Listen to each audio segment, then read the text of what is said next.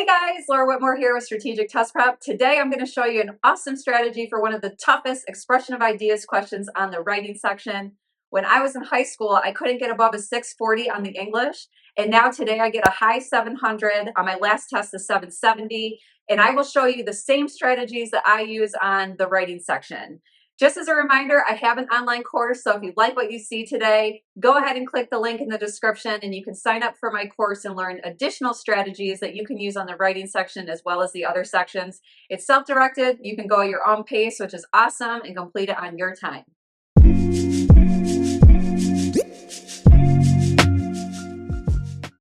All right, so here's what you don't want to do with moving sentence questions. This is what I did when they redesigned the test in 2016. I would read the sentence, then I would read every single answer choice and put the sentence in each spot and reread it to see how it sounds. That took so much time, and no wonder I was running out by the end of the section.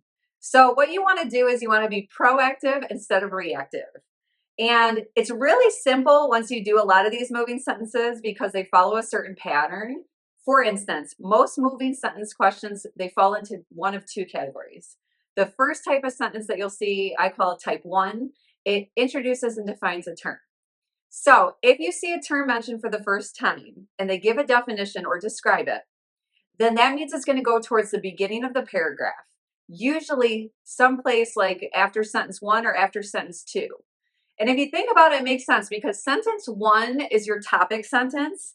That sentence is very broad and general and vague, so you're not going to put the definition right up there. You need a sentence that leads it to the paragraph and like explains what the paragraph's going to be talking about. So sentence 2 or 3 typically is a good spot for these. How will you tackle it? Once you find the word that they define, then you're just going to scan your paragraph and look for any other time that word is mentioned again. The sentence that you need to place should come right before it. Now, the second type is a transition question or a transition sentence where it will start with a transition phrase. These typically come towards the middle or the end of the paragraph because they come after stuff that was mentioned. So for instance, if the transition phrase says, although the ticket price was high, it's going to come after a portion of the paragraph that talks about setting the ticket price. So let's get into it. I'm going to show you a few different types so you can see how it works, and I'll show you like how to flow through these really efficiently. Now stick around because the last question that I'm going to show you is a really difficult moving sentence question, and most of my students do not get this one correct. So comment below and let me know if you got it. I'm going to give you a minute to try to figure it out at the end of the video. All right, so this first moving sentence question is about agricultural practices. I want to move sentence 5, so I'm going to go underline sentence 5. It just reminds me I'm just going to focus on that sentence, and then I'm going to read it. One creative alternative is vertical farming, growing crops arranged vertically inside, da, da, da, da, da. Okay, I know that they're defining vertical farming, I can tell. It's a type 1. So now I'm going to scan my paragraph and look for any other time vertical farming is mentioned, and I see it in sentence 3. So I'm going to take sentence 5 and put it right before 3. So it'll be after sentence 2. Okay, this next one, they want to move sentence 3. So I'm going to go underline sentence 3 just so I only focus on that sentence. I'm not reading the entire paragraph. It says, newspapers, the traditional nurturing ground for investigative journalism, has been hit especially hard by the widespread availability. It sounds to me like they're defining newspapers. They called it the traditional nurturing ground. So that is a type 1 since they described more about that word newspapers. When I scan my paragraph, I see the word newspapers in sentence 2. So I know that it needs to come after sentence 1 before the word is mentioned again. All right, this third one wants us to move sentence 4. So I'm going to go underline sentence 4. It says, just because some people found the broadcast unsettling, the authors contend, doesn't mean they believed it and reacted with real terror. Well, this is a type 2 because it starts with a transition phrase. It says, just because some people found the broadcast unsettling. That means I need to place it after a point in time where they talk about people finding the broadcast unsettling. So when I scan my paragraph, I see a couple places where I could put it. I could put it after 5 because they talk about being frightened in 5. And I could put it after 7 because they talk about that again in 7. Now, why is 7 better than 5? Well, when I look at 5, it talks about 1 million people.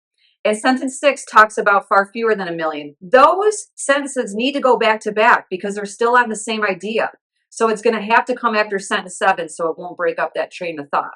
Okay, so now we need to move sentence 2. I'm going to underline 2. But now 3D scale models should be rearranged with ease, which is a huge boon to scientists.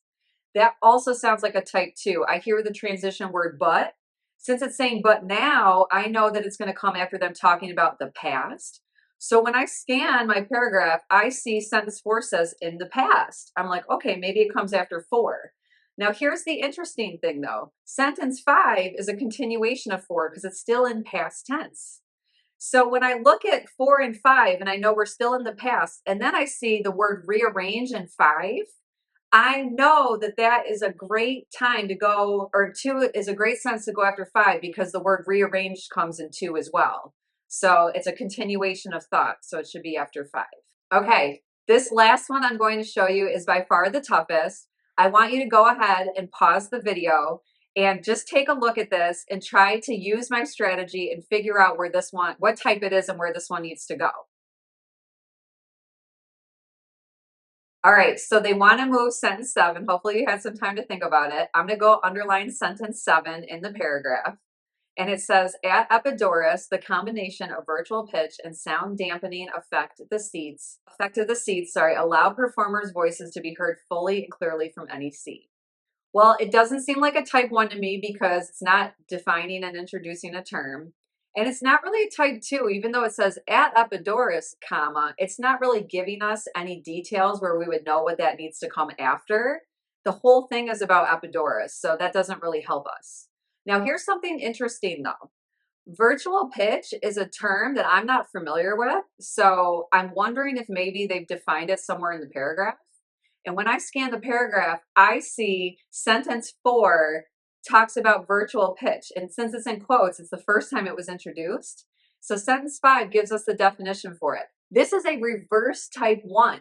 Since the definition is provided in 5, our sentence is going to have to come after 5. So it'll be where it is now. All right, guys, I really hope that video helped you today. Make sure that you sign up for my course so you can learn more writing strategies so you can crush the test, and I'll see you again soon.